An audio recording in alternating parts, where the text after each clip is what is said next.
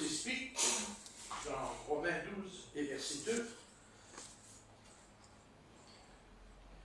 « Ne vous conformez pas au siècle présent. » Ça, c'est une phrase que beaucoup de chrétiens dans cet âge n'avaient pas en pratique.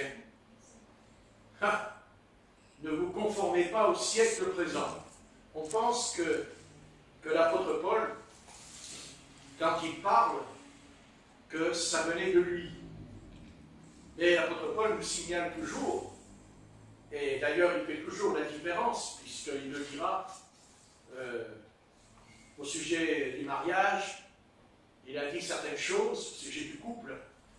Il a dit, voilà, je crois avoir l'esprit du Seigneur. Mais il dit aussi, c'est pas le Seigneur, mais c'est moi. Et après, il dit, c'est moi, mais c'est le Seigneur. Vous voyez, il était entre les deux quand il parlait. Mais c'est à nous. Paul nous a laissé aussi son opinion. Parce que c'est à nous seuls qu'appartient la liberté, eh bien, d'être d'accord avec lui ou d'être pas d'accord avec lui. Aujourd'hui, nous avons beaucoup de pasteurs, même des pasteurs protestants, même des pasteurs pentecôtistes, qui sont pour l'homosexualité, qui marient des jeunes gens dans leur assemblée, qui sont homosexuels. Puis il y en a d'autres, vous en avez un bon bout, qui est extrêmement violent contre cette chose. Donc chacun a son opinion. Chacun choisit, mais quand on choisit, il faut s'arranger à ne pas s'éloigner de ce que dit l'Écriture, de ce que dit la Bible. Donc, ne vous conformez pas au siècle présent, mais, et c'est là que c'est intéressant, mais soyez transformés. Soyez transformés. Donc, on n'a pas reconnu le Seigneur parce qu'il est Seigneur, et il l'est. D'ailleurs, c'est ce que l'apôtre Paul dira sur le chemin de Damas, quand il rencontrera justement ce Seigneur, qui en hébreu se dit Adonai. Seigneur, Adonai. Mais quand on dit Seigneur, quand on dit quelqu'un Seigneur, c'est qu'il est plus grand que nous. C'est qu'on lui doit obéissance et soumission à ce Seigneur. Donc Dieu, voilà, sur la terre, Dieu nous donne une chance. Quand je dis une chance, c'est parce que c'est un langage humain. Parce que le Seigneur a employé des paraboles et il s'est servi aussi des choses comme des animaux, comme des graines. Il s'est servi du soleil, il s'est servi de certaines choses, et il s'en est servi avec des mots humains. Et quand le Seigneur nous a touchés, enfin, je l'espère que tu as été touché par Dieu, c'est-à-dire par la grâce de Dieu. Mais j'aimerais quand même répéter, et je répéterai, ne crois pas un seul instant, ne crois même pas une minute, que tu es sauvé parce que tu crois en Dieu. Parce que les démons croient en Dieu. Et ils tremblent devant lui. Et ils ne sont pas sauvés pour autant. Être sauvé par le Seigneur, avoir le salut, eh bien, l'apôtre Paul nous explique. D'abord, il dit, ne vous conformez pas au siècle. Il veut dire par là que dans chaque siècle, eh bien, il y a, comment l'expliquer, il y a le monde qui a évolué, comme le nôtre, qui a évolué comme jamais autre monde n'a connu comme le nôtre, c'est-à-dire que notre monde est différent des autres parce qu'il est rapide.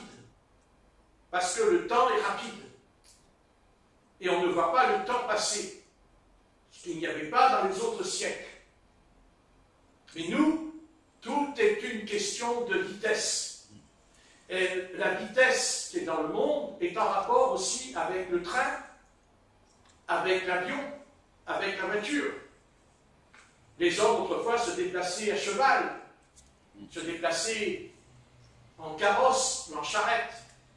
Mais quand de Paris, il partait pour aller à Marseille, il mettait 3 mois, 4 mois pour arriver à Marseille.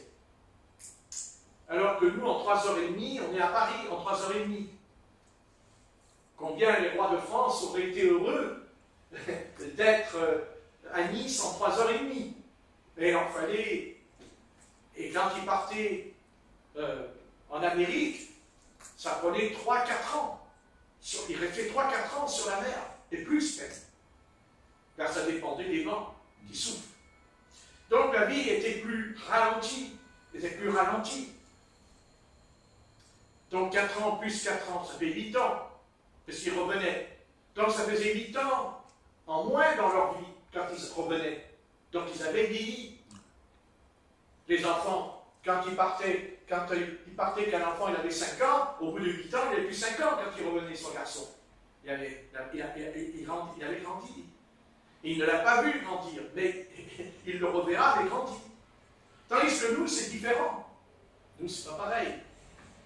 Nous, on fait des enfants dans la machine. On a une machine, et puis on met le sperme de l'homme dedans, et puis hop, il y a un bébé dans la machine. Un monde de fous. Parce que c'est un monde de fous.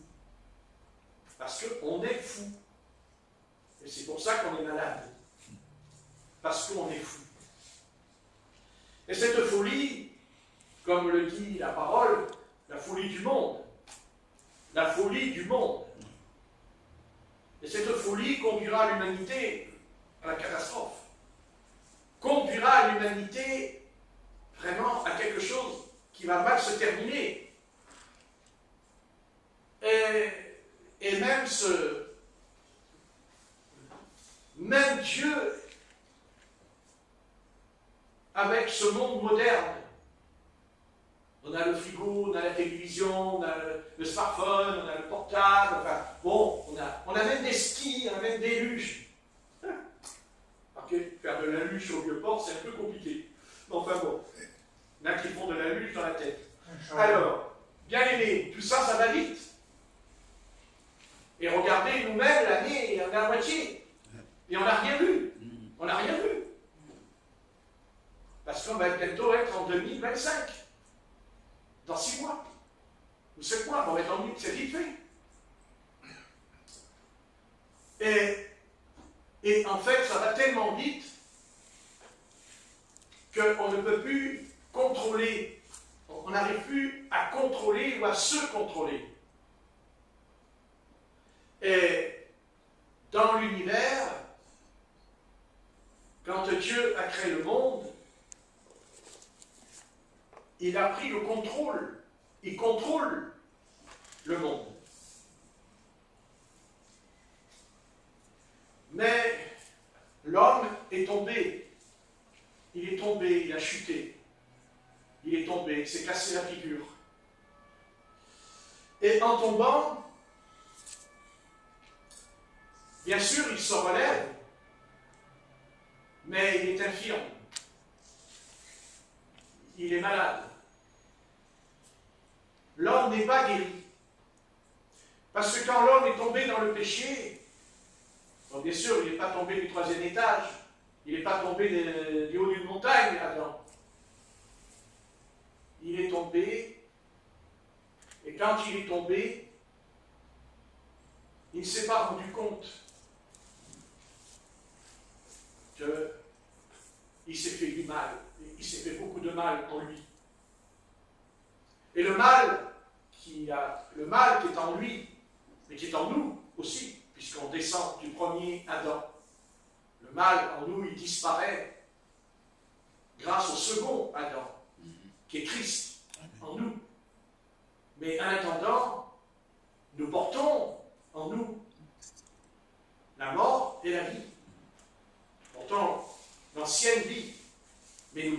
aussi une nouvelle vie en nous ce soir. Et quand Adam est tombé, il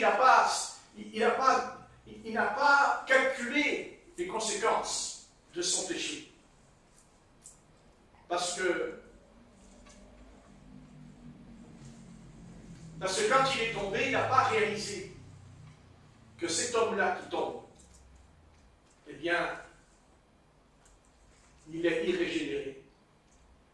Voilà, il est dégénéré même. Il est fou. Et l'homme est fou. Parce que le premier homme est devenu fou. Et il est tombé dans la folie. Et il était tellement malade que ce n'est pas son corps physique qui a subi tout de suite les conséquences, puisqu'il ne mourra que plus tard, plus de 900 ans. Donc il a presque vécu 1000 ans, Adam. Mais le mal, en lui, ça n'a pas commencé par le corps, mais ça a commencé par le psychisme. C'est psychique. C'est son psychique qui est tombé. Et il est malade, Adam, dans la Genèse. Il est malade. Parce qu'il entend la voix de l'Éternel. La voix de Dieu l'appelle. Il dit Adam, Adam. Et il est malade parce qu'il va se cacher derrière un arbre. Parce qu'il est malade. Ben, il n'y a pas que lui, puisqu'il dit que tous les deux se sont cachés dans le texte. Tous les deux. Elle aussi se cache. C'est un couple qui va se cacher. Et pourquoi il se cache? Il se cache parce qu'il y a quelque chose en eux terrible, quelque chose qui s'est cassé, quelque chose qui s'est fracassé en eux. C'est qu'ils n'avaient plus de communion.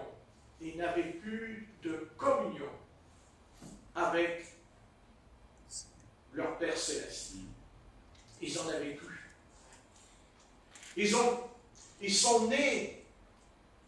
D'ailleurs, on ne va pas revenir là-dessus, mais c'est intéressant de constater que tous les deux, ils sont pas nés par un acte sexuel. On est d'accord. Ah oui. Me dire le contraire, c'est qu'on a mal lu la Bible. Donc tous les deux, Adam est né de la poussière du sol et Ève est née de la côte d'Adam. Donc il n'y a pas eu là une relation corporelle. Il n'y a pas eu une relation qui fait un. Puisqu'il est dit, l'homme et la femme quittera son père et sa mère et seront une seule chair. Et d'ailleurs, l'apôtre Paul le reprend aussi dans les Corinthiens au sujet de la prostitution. Il dira que quand on couche avec une prostituée, on fait un seul corps avec elle. On est un avec elle. Donc, quelque chose a été cassé, quelque chose a été brisé. Et ce qui a été brisé, c'est son psychique. Son psychisme est malade. Il y a une maladie incurable. Incurable.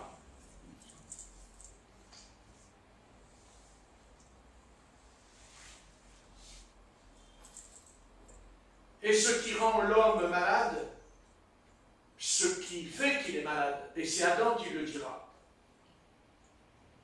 je suis nu. Que faut-il faire contre ceux qui disent que je me trompe, que je serai dans l'erreur, que ce serait une hérésie, que je prêcherais au sujet de la semence du serpent? Mais si ce n'était pas vrai, alors pourquoi a-t-il dit « je suis nu » Quelle est la raison de ce couple, de cet homme, de cette femme, que quand Dieu les appelle dans le jardin le soir, la réponse est « je suis nu ». Curieux. Il aurait pu dire « j'ai perdu la paix, j'ai perdu la joie ». Non, il parle qu'il est nu. Alors, l'Éternel lui dira, as-tu péché? As-tu péché en mangeant le fruit défendu que je t'ai interdit? Oh, la suite me donnera raison, puisque l'Éternel a fait des habits, n'est-ce pas? Il les a habillés de peau d'agneau. Alors il y en a qui vont dire, oui, mais c'est une unité spirituelle. Ouais, je veux bien. D'accord. Il y a certainement une unité spirituelle en eux, évidemment. Mais quand on prend un animal et qu'on le tue, et qu'on l'égorge, et qu'on prend sa peau pour t'habiller, je ne vois pas quelque chose là qui a à voir avec le surnaturel. C'est corporel, d'après moi. C'est corporel. Puisque Dieu les a créés sans habit, c'est bien ce que dit la Bible. Ils ont été créés sans habit, puisqu'ils n'étaient pas habillés, puisque Dieu va les habiller après la chute. Donc Dieu les a créés nus, mais ils n'étaient pas nus. Ils étaient nus, mais ils n'étaient pas nus. Nus. Et pourquoi ils étaient nus? Et pourquoi ils n'étaient pas nus? Parce que le péché, l'acte de désobéissance, l'acte de rébellion, l'acte de rébellion, tant qu'ils sont restés dans l'obéissance au commandement de l'Éternel, tant qu'ils ont fait confiance à l'Éternel, quand Dieu leur a expliqué de ne pas manger, vous pouvez manger tous les fruits, mais ce fruit-là, il ne fallait pas le manger. Et même plus que ça, il ne fallait pas le convoiter. La convoitise. Il ne fallait pas convoiter. Alors, peut-être que c'est mon interprétation personnelle, mais il dit qu'Ève regarda l'arbre, elle regarda le fruit, vous lirez, dans Genèse 3. Et elle dit qu'elle a trouvé que le fruit était beau, était joli, le fruit, comme si les autres fruits n'étaient pas jolis. Oui, seulement quand il est écrit qu'elle a regardé le fruit, nous pensons qu'elle a regardé un arbre, et qu'elle a regardé un arbre qui était soit un abricot, soit un oranger, un citronnier. Alors elle a dit, oh, qu'il est beau le citron, oh, il est joli le citron. C'est pas ça qui s'est passé dans le jardin d'Éden. Non. Quand elle a regardé l'arbre, elle n'a pas. C'est pas un arbre qu'elle a regardé, c'est Satan qu'elle a vu. C'est Satan qui était déguisé et qui était là dans cette forme. Il prit cette forme d'un arbre. Et là, elle a eu une vision. Parce qu'elle entre en vision. Elle entre dans le surnaturel. Elle entre dedans. Et dans le surnaturel, elle verra le fruit défendu. C'est-à-dire qu'elle a vu quelque chose. Elle a vu quoi? L'acte sexuel entre deux êtres. Et Satan l'a complètement ébloui. Il l'a rempli de désir. C'est-à-dire d'ailleurs, entre nous, expliquer pourquoi il y a la pornographie. C'est vraiment un film porno. Ah, exactement. C'est bien. Très bien. C'est exactement ce qu'il y a eu. Vous dites qu'il n'est pas écrit. Mais, que voulez-vous? Franchement. Pourquoi voulez-vous que Dieu dise à Adam, qui t'a dit que tu es nu? Si ce n'est pas une... Pareil. Quand on parle qu'on est nu, on sait de quoi on parle, excusez-moi. Voilà, on ne parle pas de la tête. Quand je dis je suis nu, je ne parle pas de mon œil, je ne parle pas de mon bras. Ben, attendez, il faut être sincère à un moment donné. Donc, on va être sincère une fois pour toutes. Et ce qu'on n'a pas compris dans le jardin d'Éden, nous avons cru que c'était deux arbres corps physiques, que c'était physique. Mais ce n'est pas ça qu'il y avait dans le jardin. C'était en vision, une vision. C'est pour ça qu'il y a des visions dans l'Ancien Testament. Pourquoi les prophètes ils ont plein de visions dans l'Apocalypse? Quand l'apôtre Jean dit qu'il a vu un dragon, il n'a pas vu un dragon, le dragon est arrivé, le dragon devant l'apôtre Jean, vous savez, le grand dragon là qui vole. Non, c'est une vision. Il a vu l'agneau. Il n'y a pas un agneau qui est arrivé dans sa chambre là. Je voudrais du lait. Non, c'est une vision. Et Adam et Ève, elle a été confrontée, Satan lui a envoyé la vision, il lui envoie une vision. C'est pour ça que Dieu lui a dit, Dieu leur dit, il ne faut pas en manger. Mais elle n'en mange pas tout de suite. Il dit qu'elle l'a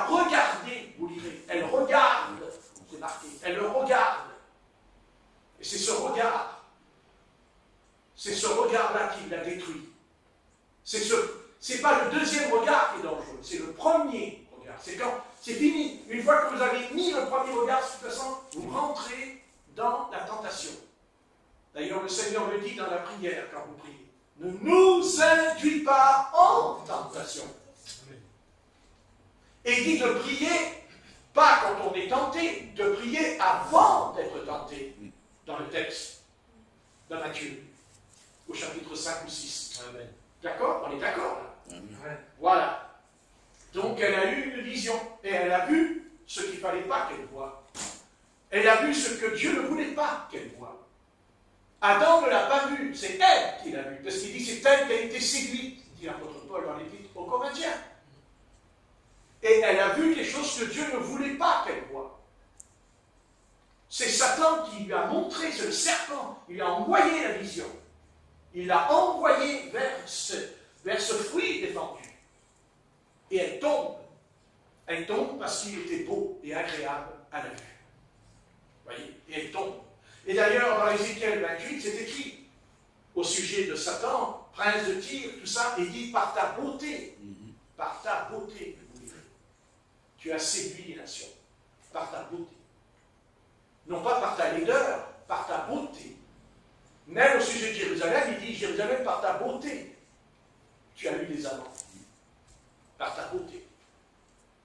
Et je sais qu'on présentera toujours le diable comme quelqu'un comment? Le diable, c'est quelque chose de... pas du tout. Pas du tout.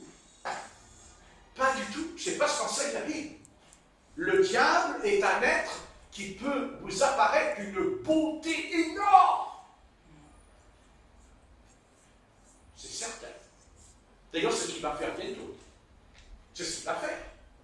Puisqu'il va venir dans la forme de l'Antéchrist et un homme. Mais quel homme va venir? Quel genre d'homme qui va venir? Quel genre d'homme qui va se présenter devant nous? En tout cas, j'espère qu'on ne le verra pas. Mais en tout cas, son pouvoir sera au-dessus de tous les pouvoirs des hommes politiques. Parce que son pouvoir sera spirituel et religieux, car il fera descendre le feu du ciel.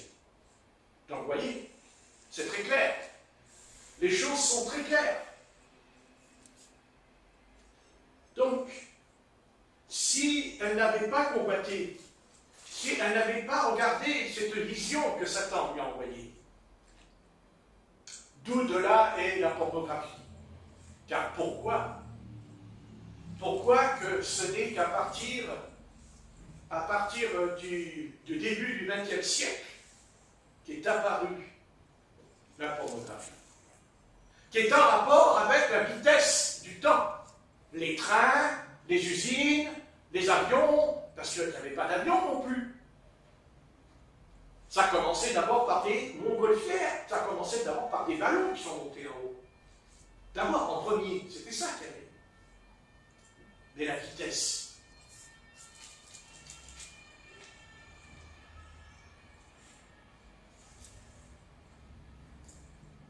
Tout va aller vite. Tout va être rapide. Même le retour du Seigneur sera rapide, puisque en un clin d'œil, notre corps sera changé dans un corps incorruptible, en un clin d'œil. Donc nous sommes dans le siècle, nous sommes dans l'âge de la vitesse. Et même Satan sera précipité. Précipité, c'est quoi précipité? C'est la vitesse. Précipité. Ça va vite.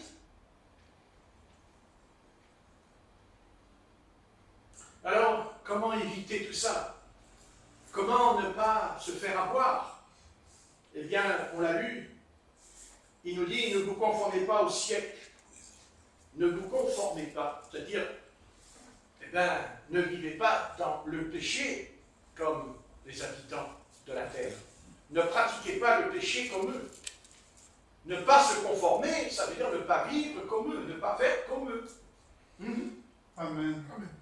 Mais si on ne se conforme pas au siècle présent, alors il va nous arriver quelque chose de merveilleux. Il va se produire quelque chose en nous.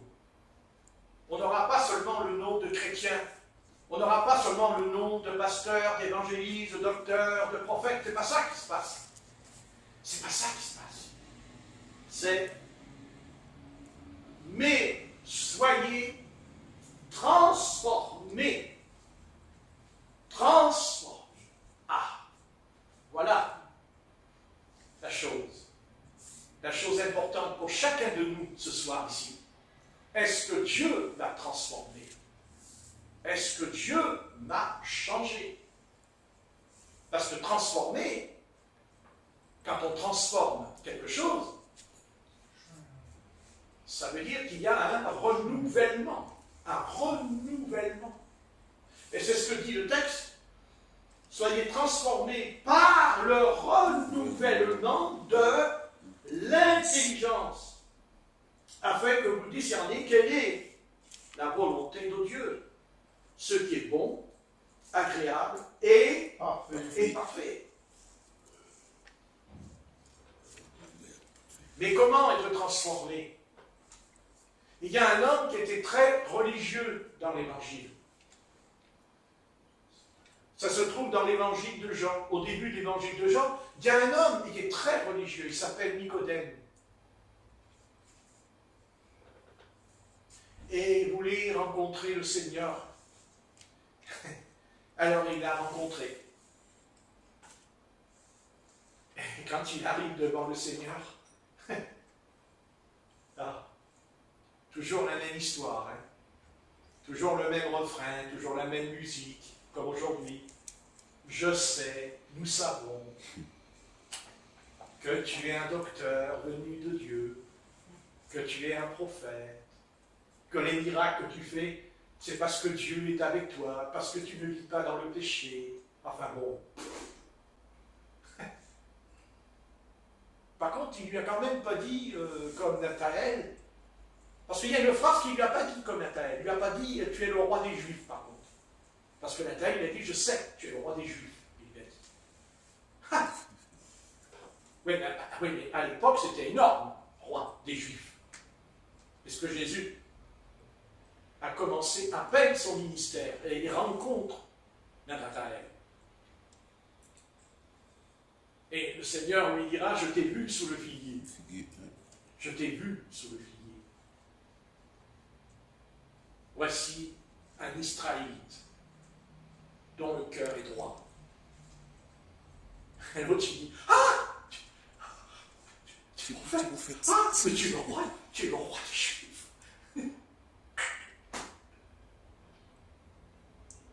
Eh oui.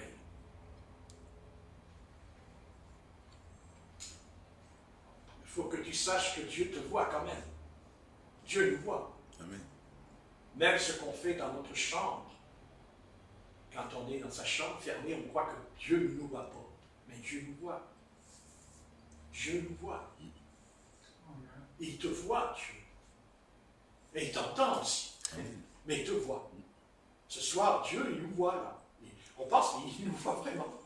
Il nous regarde, il nous observe. Il nous étudie même. Ouais. Même s'il sait à l'avance ce qu'on va faire, ça ne fait rien. Il va nous donner la possibilité de choisir. Il va permettre à nous de choisir. Même s'il sait ce que tu vas faire, mais Dieu te donnera quand même la possibilité de choisir. Ah oui. Parce qu'il t'a donné un don. Ta volonté. Ta propre volonté. Et tu as la volonté d'accepter ou de refuser le salut. Tu as la volonté de rejeter la grâce de Dieu ou de l'accepter. Tu es libre. C'est à toi. La balle est dans ton camp. Mais Dieu t'avertit qu'il t'a donné un temps. Il t'a donné un temps. Il te donne le temps. Et c'est ça la sagesse du sage. C'est qu'il comprend. Il comprend, d'abord il comprend que sa vie ne lui appartient pas, il comprend que sa vie ne tient que par un fil. C'est ce que dit l'Ecclésiaste. Parce que notre vie ne tient que par un fil. Si ce n'était pas le cas, alors pourquoi nous tombons malades? Quelle est la raison que nous tombons malades? Puisque ce n'est pas vrai que ma vie tient par un fil, pourquoi je tombe malade?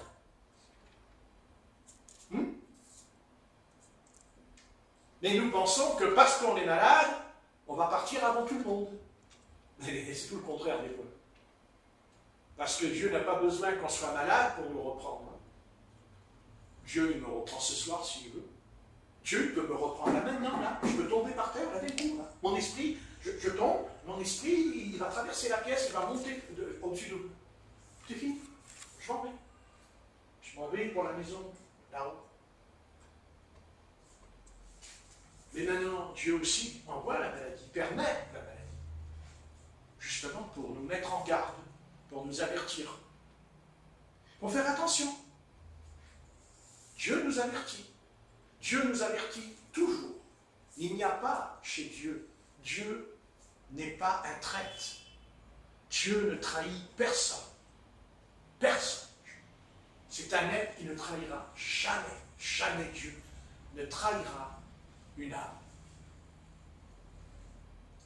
Et la preuve qu'il ne trahit pas, parce qu'il exerce la patience. La patience. Car s'il n'était pas patient, ce soir, peut-être que personne ne serait ici, dans cette pièce, ce soir. Amen. C'est certain. Mais il est patient.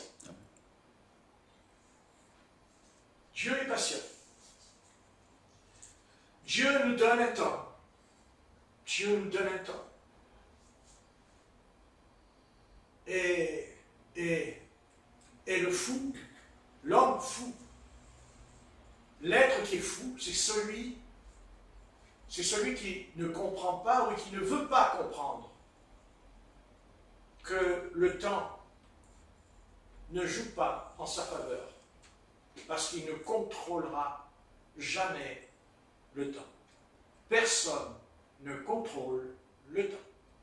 Ni les savants, personne, ni les paysans, personne. Seul Dieu est créateur et l'auteur du contrôle. Et seul Dieu connaît l'heure et le jour. Et Dieu seul sait que même en connaissant l'heure et le jour, Dieu peut avoir en lui d'entendre et d'écouter la prière d'Ézéchias, qui a prié. Et Dieu lui a ajouté 15 années de sa vie. Alors qu'il aurait dû mourir quand le prophète Ésaïe est descendu dans la cour, il devait mourir, et Dieu lui a dit remonte, et va dire à Ézéchias qu'il vivra, et il mettra une feuille de figuier là où il était malade, il a mis une feuille de figuier, et il a eu la vie. Mais les 15 ans que Dieu lui a accordés, les 15 années que Dieu lui a accordées, ces 15 ans-là, ça l'a perdu, parce qu'il est tombé dans l'orgueil. Il tombe dans l'orgueil. Et il mourra dans l'orgueil. Puisqu'il est parti au combat avec des navires, et le roi lui avait dit, ne viens pas, c'est pas Dieu qui t'envoie. Il lui a dit, le roi païen, il a dit, ne viens pas, Dieu t'a pas dit de venir. Amen. Et lui, il n'a pas écouté, il a été quand même. Et il mourra. Vous voyez que des fois, c'est les païens qui sont plus sages que les chrétiens. Ah, c'est étonnant, hein? Ben oui, comme quoi Dieu peut aussi parler à quelqu'un qui n'est pas un enfant d'Israël. Vous voyez, Dieu lui a... Parce que s'il dit ça à l'autre roi, il a dit ça parce que c'est Dieu qui lui a dit. Il n'a pas pu dire ça tout seul. Il a dit, Dieu l'a dit. Donc Dieu lui a parlé, peut-être qu'il a eu un songe. Peut-être qu'il a eu un songe, le roi païen. Et que dans le songe, comme Nebuchadnezzar, qui n'était pas... Nebuchadnezzar, c'est un roi païen, c'est un paganisme, mais pourtant il a eu le songe de la statue. Amen. Voyez, Dieu lui a donné 15 années de plus. Parce qu'il a crié à l'Éternel. Il a demandé à Dieu de vivre encore un peu plus.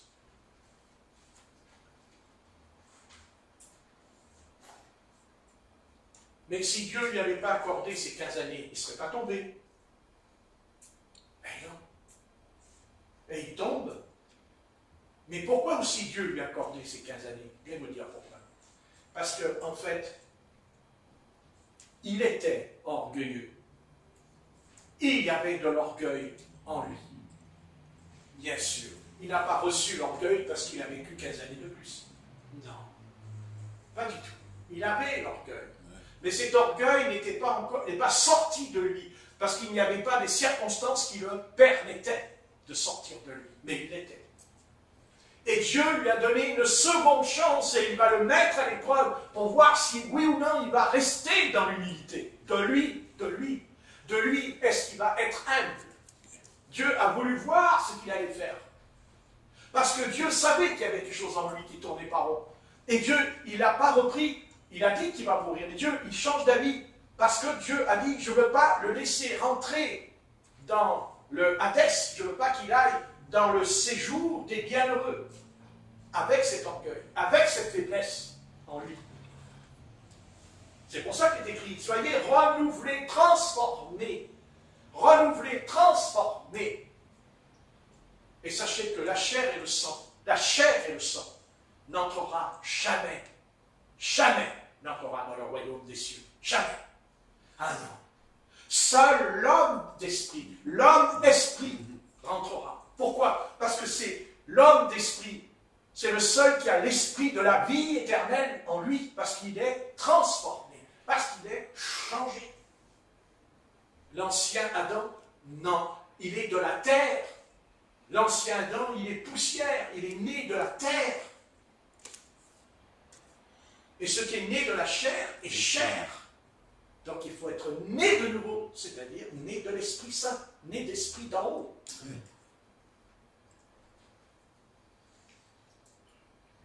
Quand Adam est tombé, pourquoi il est devenu un homme dégénéré? Pourquoi il est devenu complètement à l'envers? Parce que Dieu, quand il a créé Adam, quand Dieu crée Adam, il va faire quelque chose en lui. Il va faire quelque chose en lui. Ah oui, quelque chose d'unique. Quelque chose qu'il n'a pas fait avec les animaux. Dieu, il n'a jamais dit, je crée les animaux à mon image et à ma ressemblance. Jamais. Il a créé l'homme et dit, je crée un homme selon mon image et ma ressemblance. Oula, c'est-à-dire un homme, oui, c'est bien, esprit. Et oui, un homme, esprit. Parce que les anges, ce sont des esprits aussi. Et les démons aussi. Et Dieu crée Adam. Il devait être un homme et rempli de l'esprit de l'Éternel. Rempli. Et quand il tombe, eh bien l'image de Dieu qui est en lui, elle est brisée. Comme un miroir est brisé. Et quand cette image, quand ce miroir est brisé en lui, quand il chute dans le péché, il est incapable de voir dans quel état il est. Il ne voit plus, il ne peut plus voir ce qu'il est. Il n'y a qu'une chose qu'il sait, c'est qu'il est lui. C'est-à-dire qu'il est dépourvu d'intelligence, puisqu'il dit renouvelé dans votre intelligence. Il est dépourvu d'intelligence, parce que l'intelligence, c'est la forteresse qui empêche les mauvais esprits d'entrer en nous. C'est la forteresse en l'intelligence. Vous voyez, c'est vrai, ce que je dis ce soir, vous savez, c'est très vraiment vrai. Et c'est pour ça que les démons, Satan, attaquera notre intelligence. Il va l'attaquer sans cesse. Il va attaquer notre intelligence parce qu'il sait que c'est une muraille. Une muraille. Quand Dieu crée Adam et Ève, il créa un jardin. Il a fait un jardin. Il a fait une clôture. Il a fait une clôture autour du jardin. Parce que, admettons qu'il y aurait eu les animaux préhistoriques. C'est possible. Bien sûr. C'est possible. Mais ils ne pouvaient pas rentrer, il y a une clôture. Il a mis une clôture. Il a mis une clôture. Vous voyez? Il a mis une clôture.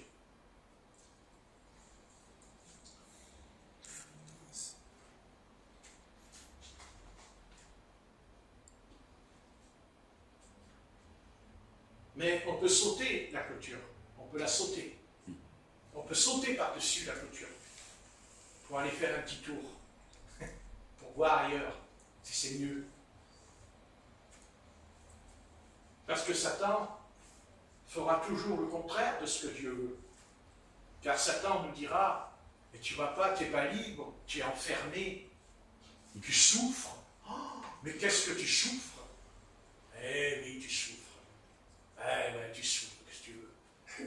viennent à la réunion le samedi, tu ne peux pas sortir, tu ne peux pas aller voir des amis, tu es coincé tous les samedis après-midi, tu voudrais aller faire un tour de manège sur la Canebière, tu ne peux pas y aller, tu voudrais faire du bateau, au Vieux-Port, tu ne peux pas y aller, tu es coincé, tu es pris.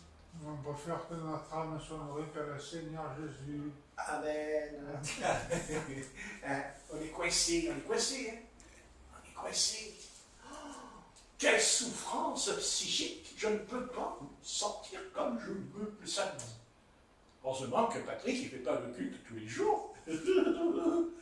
Heureusement qu'on n'est pas dans l'église primitive où il dit qu'il se rassemblait et qu'il priait tous les jours. Oh! Hein? Ah, oui. Oh, t'es coincé. Tu vois bien, Patrick, il te dit, viens au Christ, tu seras libre. Et là, tu vois que tu n'es pas libre. Oui. Oui, bien sûr, c'est sûr. Mais quand on arrivera dans le ciel, quand on arrivera dans l'éternité, parce que tous on va y aller dans l'éternité, ne vous inquiétez pas, sauvés ou pas sauvés, on va tous entrer dans l'éternité, parce que Dieu nous a créé âme, corps et esprit. Et ton âme, elle, bon, ben, de toute façon, il n'y a pas de problème, hein, elle va dormir en paix, elle attendra la résurrection des morts avec le corps, mais ton esprit, lui, il ne reste pas en bas, hein, il va monter ou il va descendre, dans les bas-fonds. Soit il descend dans le Hadès, tu rejoins le Sheol avec les ténèbres, ou soit tu remontes et tu vas avec les anges dans le paradis, c'est l'un ou l'autre. Que tu y crois ou tu n'y crois pas, ça ne changera pas grand-chose. Parce que tu vois, tu peux faire tout ce que tu veux, tu peux dire tout ce que tu veux, croire ou croire pas, ça ne changera rien. Le verdict, il tombe, il est dans la Bible, il est dans l'Écriture, c'est clair et c'est net. Il n'y aura pas de changement dans ce domaine-là. Ça, c'est certain. Ouais.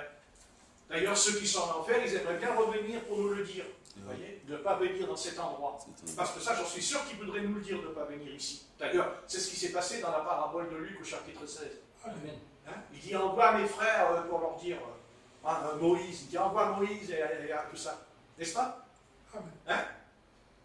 Vous voyez? Ouais. Non, mais le fait de dire envoie, c'est que quand même, ça existe. Hein? Autrement, cette phrase dans Luc chapitre 16, elle n'aurait pas été donnée, à votre avis. On va le lire dans Luc, puisque Dieu me semble me diriger vers ce passage comme ça quand je parle. Dans Luc chapitre 16.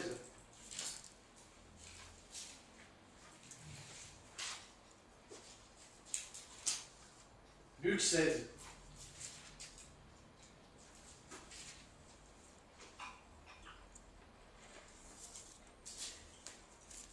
Verset 27. Luc 16, verset 27. Vas-y, Corinne, si tu peux. Le riche dit, je te prie donc, Père Abraham, d'envoyer Lazare dans la maison de mon père, car j'ai 5 frères. C'est pour qu'il leur atteste ces choses, afin qu'ils ne viennent pas aussi dans ce lieu de tourment. Abraham répondit, ils ont Moïse et les prophètes, qu'ils les écoutent. Et il dit, non, Père Abraham, mais si quelqu'un des morts va vers eux, ils se repentiront. Et Abraham lui dit, s'ils n'écoutent pas Moïse et les prophètes, ils ne se laisseront pas persuader quand même quelqu'un des morts ressusciterait. Voilà. C'est bien ça, hein? Ça. Non, mais ça aide, hein, à comprendre. Oui. Mais vous savez ce qu'il y a de pire dans la phrase? C'est que même s'ils venaient, ils ne croiraient pas quand même. Oui. C'est ce qui est pire. Vous voyez, même s'ils revenaient leur dire, ils ne croiraient pas, il dit le Seigneur. Oui. Mais en attendant, lui, le riche, il a quand même lui qui n'a pas pris soin du pauvre, quand même, il va prendre soin de nous quand même. Hein? Vous voyez le changement qui s'est produit en lui quand il était de l'autre côté dans le monde invisible? Vous avez vu un peu? Et ne croyez pas que dans le monde invisible, c'est terminé. Non, il parle, il voit. Il a une conscience et il est intelligent. Ah oui. Ah, quand je meurs, c'est fini. Je suis tranquille. Tranquille. Il vaut mieux pas que tu meurs. Parce que tu risques d'être un peu plus tranquille ce soir, si tu t'en vas pas. Maintenant, si tu es du bon côté, parce que il y a le bon et le mauvais côté, et au milieu, il y a un abîme, c'est écrit. Il y a un abîme entre vous et nous. Mais ça, on ne veut pas y penser. On ne va pas y penser, ça. On ne va plus vivre, frère Patrick. On ne vit plus, là. Mais on ne va pas vivre. Mais je préfère ne pas vivre, mais avoir la vie éternelle. Amen. Je préfère Oui. être rempli de ça en moi. Mhm. Parce que ça me permettra de faire attention à ce que je fais. Et si j'ai quelque chose de pas bien, de me repentir. Et de me repentir. Amen. Vous voyez, le Seigneur Jésus nous explique. Et je vous signale que le riche, il parle avec Abraham. Abraham répondit. Abraham répondit. Ça veut dire qu'on parle avec les gens qui sont de l'autre côté. À part la différence, c'est que quand même, bien sûr, Père Abraham, il n'était pas en enfer. Hein. Il n'est pas en enfer, le Père Abraham. Il est de l'autre côté. De l'autre côté. Mais il a crié. Parce qu'il a crié. Il a crié. Donc, Abraham, il a entendu. Parce que d'abord, c'est Dieu qui l'a permis. Parce que c'est Dieu qui l'a permis d'entendre. Amen. Comme Dieu, il permettra au sujet de Samuel quand il monte devant Saül. Oui.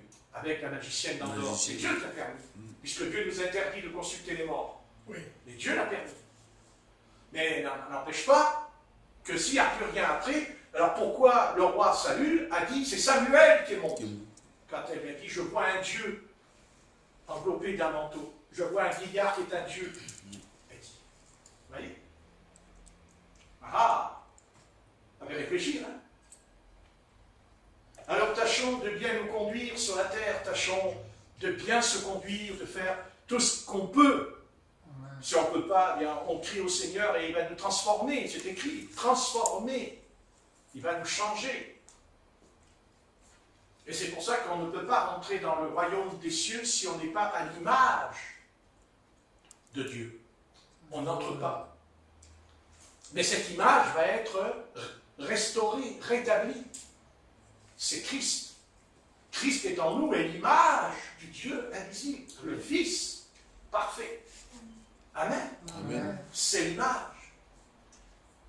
C'est pour ça que vous avez des millions et des millions de croyants. Oh, oh, je suis sauvé. Je suis sauvé, mais ils ne sont pas à l'image.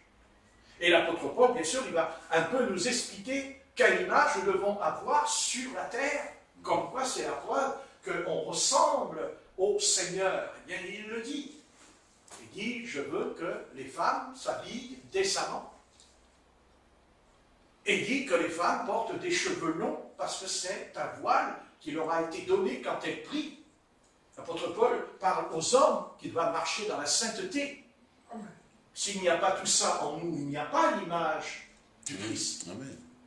Mais s'il n'y a pas l'image du Christ, je ne peux pas être sauvé, puisque Jésus est un sauveur. Le Seigneur ne m'a pas sauvé que je continue à marcher dans le péché.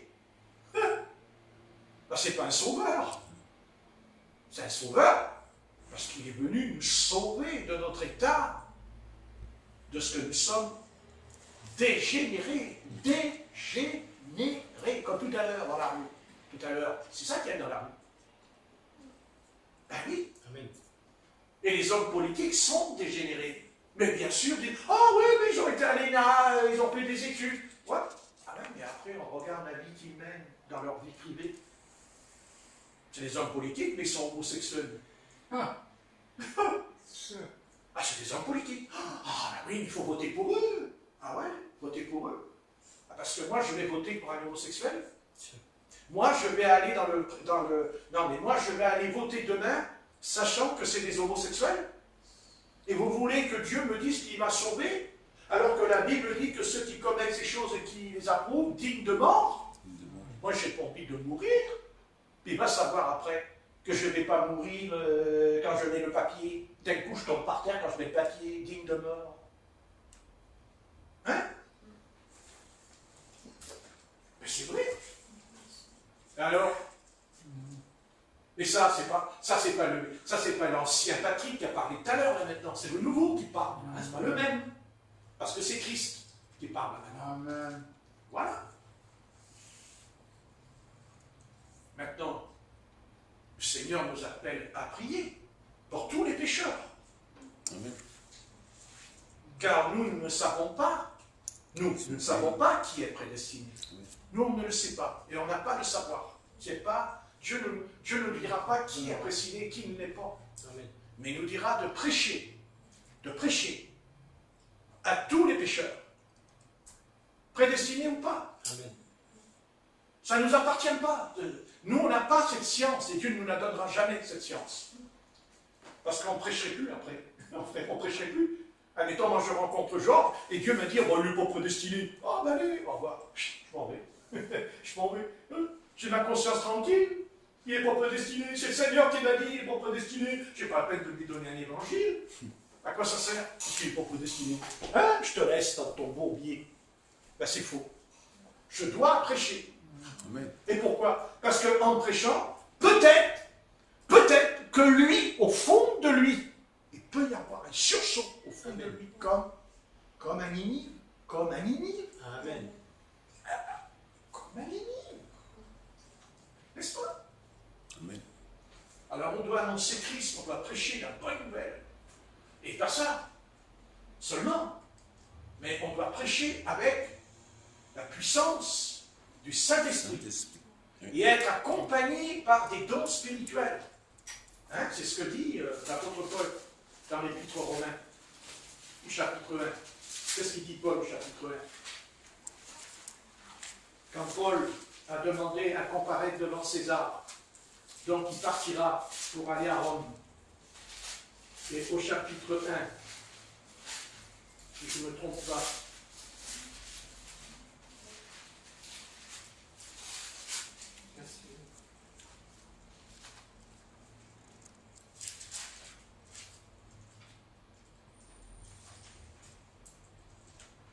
voilà, on va lire Romains 1, verset 8, Corinne, si tu veux bien, je te dirai après t'arrêter. Je rends d'abord grâce à mon Dieu par Jésus-Christ au sujet de vous tous, de ce que votre foi est renommée dans le monde entier. Dieu, que je sers en mon esprit dans l'évangile de son Fils, n'est témoin que je fais sans cesse mention de vous, demandant continuellement dans les prières d'avoir enfin, par sa volonté, le bonheur d'aller vers vous. Car je désire vous voir pour vous communiquer quelques dons spirituels, afin que vous soyez affermis, ou plutôt, afin que nous soyons encouragés ensemble, au milieu de vous, par la foi qui nous est commune, à vous et à moi. Voilà. Qu'est-ce que dit l'apôtre Paul? Verset 11. Car je désire vous voir pour vous communiquer quelques dons spirituels. Voyez?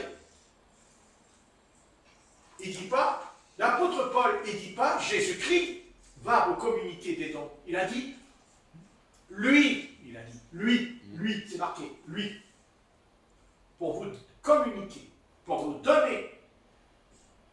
D'abord parce qu'il en avait le ministère, c'est un apôtre. Mais l'évangile n'est pas annoncé, c'est pas un évangile intellectuel. L'évangile est accompagné de la puissance de Dieu avec des dons spirituels. Le don des miracles, le don des guérisons, la parole, la foi, le don de prophétie, le don de parler en langue. Vous voyez? Le don de révélation, le don de discernement. Quel homme, quel apôtre. Mais il n'y en a plus comme ça. Je ne sais même pas s'il y en a un aujourd'hui. Là, comme lui. Je ne crois pas. Voilà, ça c'est l'évangile selon Jésus-Christ. D'ailleurs, au verset 16, qu'est-ce qui est écrit au verset 16? Car je n'ai point honte de l'évangile de Christ, c'est une puissance de Dieu pour le salut de quiconque croit, du juif premièrement, puis du grec. Voilà, on s'arrête là. Je n'ai point honte de l'évangile,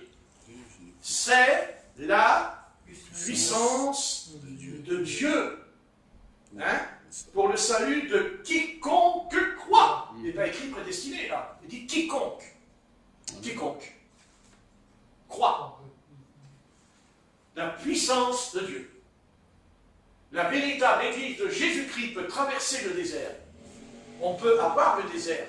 Le Seigneur a été dans le désert.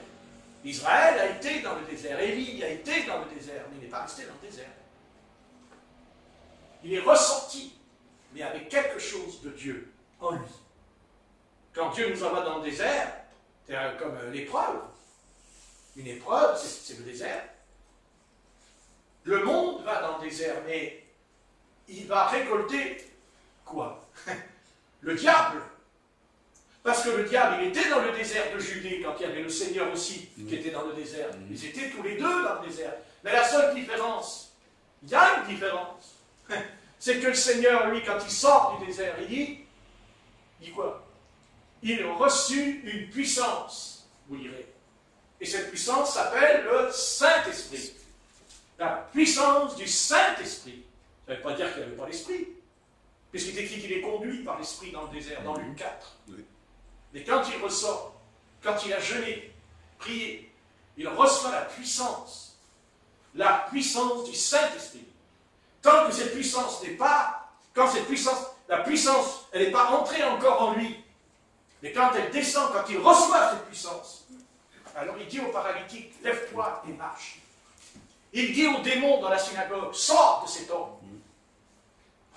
Et plus tard, il le dira, une force est sortie de moi. Quand la femme qui avait la perte de sang le touche. Vous voyez? La puissance. Et seulement là où le bas blesse, c'est que la puissance du Seigneur ne s'obtient pas en claquant des doigts. On ne reçoit pas la puissance d'en haut en faisant ça. Ce serait bien, hein? Comme ça, hop. Non. Parce qu'il a jeûné et parce qu'il a prié. Ah oui. Pas un jour, pas 2 jours, pas 3 jours, mais 40 jours. Mais nous, on ne peut pas jeûner 40 jours. Parce que, pourquoi? D'abord parce qu'on est un disciple.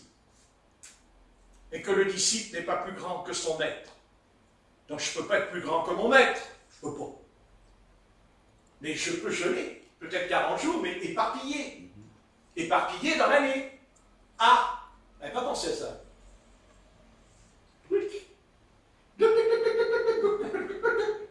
Non, mais ça, c'est les élections qui font ça. Vous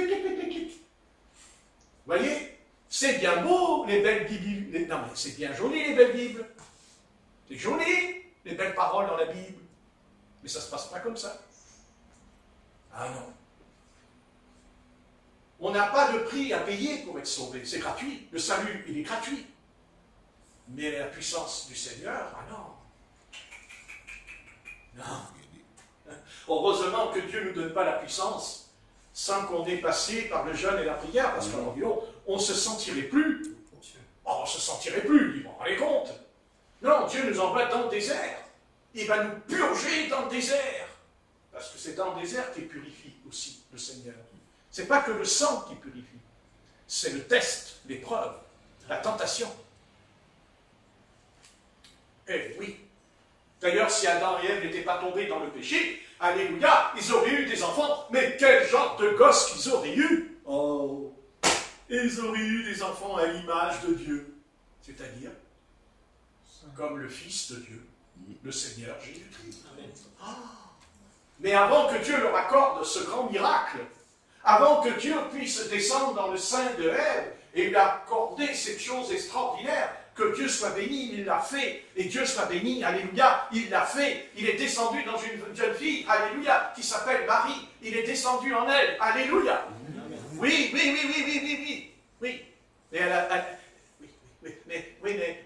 elle a dit, j'ai point, mais j'ai pas couché avec un homme, elle dit quand même, hein, avant. Non, mais c'est ce que dit.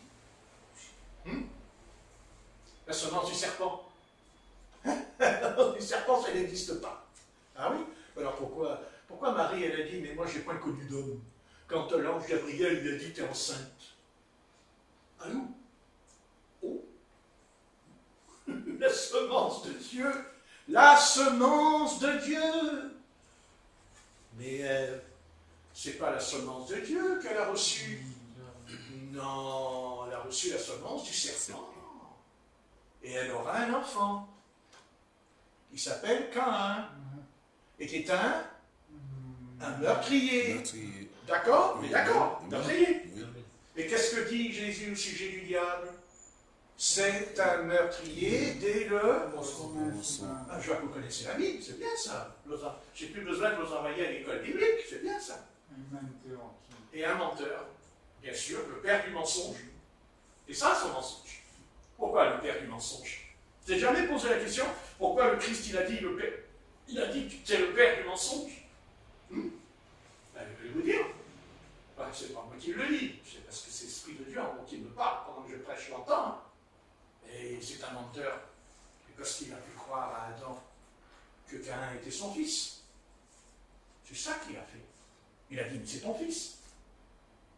Mais ce n'était pas son fils. Ce n'est pas son fils. Parce que c'est écrit aussi dans la Bible. Parce qu'il paraît qu'il faut des preuves quand on parle de ça. Ben, je vais leur donner une preuve. Ne savez-vous pas que Caïn était du malin aussi? Ça, c'est pas écrit, ça non plus. Ah bon? Ah oui, le Seigneur, il dit comme ça. Ah, ne savez-vous pas? Ne savez-vous pas, il dit, que Caïn était du malin dans l'évangile de Jean, avant sa crucifixion, hein, il a dit, avant de mourir sur la croix. À Jérusalem, il a dit, dans les pharisées. Hein? Pourquoi il dit ça? Mais parce que Satan, c'est le père du mensonge. Parce que c'est un menteur, parce qu'il a menti, et parce qu'elle a menti. Parce qu'elle aussi, elle ment. Bien sûr qu'elle ment. Bien sûr. Bien sûr qu'elle ment. C'est évident. Bien sûr. Bien sûr. Mais Adam en est responsable. Parce que rien ne l'obligeait à manger le fruit. Il aurait dû dire non. Parce que Dieu lui a donné le commandement. À lui aussi. Comme les 10 commandements, par exemple. Les 10 commandements. Comme Israël aujourd'hui. Ils se sont fait casser la figure à mort le 7 octobre 2023, c'est ça? Hein? Mais moi, sincèrement, si je pouvais aller en Israël, j'aimerais bien y aller. Je dirais Israël. Israël. Pourquoi un si grand malheur t'es tombé sur le dos le 7 octobre 2023? Ok, on n'a pas attendu le 7 octobre 2023 parce que ça existait déjà avec Hitler. Mais avec Hitler, c'est 6 millions par les fours. Vous voyez? On fait tout un foin le 7 octobre. Mais moi, je pourrais leur dire, savez-vous que nous descendons d'Israël? Mais savez-vous que nous descendons de vous? Est-ce que vous savez que nous sommes de chez vous? Vous savez qu'on a été greffé? Vous savez qu'on a été greffé sur vous? Le Seigneur le dit. Le salut vient des Juifs, il nous a dit. On a été greffés. C'est écrit que nous sommes dans les reins d'Abraham. C'est écrit. C'est écrit. Mais pourquoi? Mais parce qu'on a Christ. Parce qu'en Christ, il y a ni Juif et ni Grec. Heureusement. Parce qu'il n'y aurait personne de sauvé. Parce que quand on dit en Christ, il n'y a ni Juif et ni Grec, on parle de quoi? On parle de 2 graines, de 2 semences. Non. Voilà. Bien sûr qu'elle a menti, bien sûr qu'elle a menti. Bien sûr qu'elle ment. C'est évident. Et elle mentira aussi une deuxième fois, de toute façon, elle ment. Dans la Genèse, chapitre 4. Elle ment parce qu'elle dit, j'ai formé un homme avec l'aide de l'Éternel. Non, mais elle ne parle pas d'Abel, elle parle de Caïn. Elle ne dit pas Abel, elle dit Caïn, j'ai formé un homme avec l'aide de l'Éternel. Bien sûr. Ah oui, elle a formé un homme avec l'aide de l'Éternel. Mais si c'est vraiment le serpent qui a mis sa semence en elle, elle n'a pas formé un homme avec l'aide de l'Éternel. Peut-être que l'Éternel, il a permis qu'il vienne. Là, on est d'accord. D'accord. Enfin, ils n'étaient quand même pas de la même souche, quand même, hein, parce que l'Éternel, il dit quand même à Caïn, le péché couche à ta porte. Hein. Il lui a dit, le péché couche à ta porte. Il n'a pas dit à Abel, le péché couche à ta porte. Le péché, le péché, il appartient à qui, le péché? C'est pas le diable, peut-être, le péché. C'est pas Satan, le péché. Non, c'est pas Satan, le péché, c'est l'intelligence de l'homme. Non, c'est très clair. Les choses sont très claires. Seulement, vous voyez, vous savez, la Bible d'abord, c'est la lumière. La Bible, c'est la lumière. Et la lumière est très puissante dans la Bible. Et Dieu ne peut pas, comme ça, parler, Dieu ne peut pas dire les choses très clairement tant qu'il n'y a pas en nous une disposition d'accepter ce que l'ensemble des pasteurs n'accepteront jamais. Et c'est ça le problème. Parce que quand Dieu parle dans la Bible, très souvent, c'est jamais acceptable. Jamais. C'est pas accepté. Enfin, on se trompe. Un peu comme les pharisiens, quand Nicodème il dit Jésus, le Nazareth, le prophète, les pharisiens répondent ben oui, mais t'as pas lu la Bible, il sort rien de bon de la Galilée. Seulement, dans Jérémie, il est parlé que Jésus sort de la Galilée.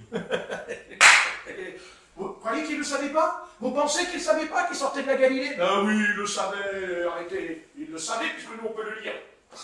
Mais pourquoi ils ont fait ça? Parce que c'est des menteurs. Parce qu'ils ont l'inspiration de cet esprit qui ment dès le commencement de la création. Voilà. Et sachez ce soir, et j'insiste, que tous ces trucs politiques que vous connaissez, ce sont des menteurs. Des menteurs. Des menteurs. Amen. Voilà, ça ne te plaît pas, je dirais que c'est des menteurs quand même. Amen. Amen. Parce qu'ils te trompent. Mais le seul qui te trompera jamais, le seul qui te trahira jamais, c'est ton Jésus. Amen. Ton Seigneur Jésus. Et tu n'as qu'une chose à faire ce soir. Tu rentres dans ta chambre, tu fermes ta porte, tu te mets en prière. Là, et tu dis, Seigneur, éclaire-moi, ouvre-moi les yeux, ouvre-moi l'intelligence. Et Dieu te fera un grand plaisir de te parler dans ton cœur. Tiens, tu prends la Bible, tu te mets à genoux, là, pied du lit avec un plat. Et tu dis, Seigneur, voilà, je prends la Bible, je te demande de me parler. Là, parle-moi. Et tu vas ouvrir la Bible. Tu vas voir. Tu vas tomber. Tu vas tomber sur des choses que Dieu va te donner personnellement. Ne te fie pas aux hommes, ne te confie jamais, jamais, ne te confie jamais, jamais dans un homme. Ne fais jamais ça. Tu seras déçu. Tu seras déçu. Jamais. Jamais. Jamais. Je vous ordonne, au nom de Jésus, de ne jamais s'appuyer sur moi. Ne le fais pas, je vous tiens une poignée. Jamais. Jamais. Pauvre Patrick. Pauvre Patrick. Christ. Amen. Le rocher. Pourquoi? Parce que dans ce rocher, il y a toujours de l'eau. Il y a toujours de l'eau. Toujours de l'eau. Mais pas un homme. Un homme, il a vite fait de changer d'avis. Un homme, il a vite fait d'être vide en lui. D'ailleurs, ça s'adresse à tout le monde ce soir ici. Si on ne veut pas être vide, on se met en prière pendant un quart d'heure. On prie. On dit, Seigneur, s'il te plaît, remplis-moi. Remplis-moi. Vas-y. Mais bien, il est fou. Je préfère être fou et être rempli d'esprit. Amen. Tu ne vas pas savoir qu'en faisant ça tout à l'heure, Dieu va me visiter. Tu vois, tu es fou pour les hommes, mais pour moi, tu n'es pas un fou. Pour moi, tu es un homme sincère. Et la seule chose qui t'intéresse, c'est mon esprit. Bah ouais. Ah, pas vous? Amen.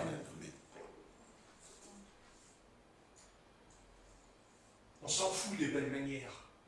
Vous croyez que Dieu va regarder à vos belles manières, à votre fameuse éducation?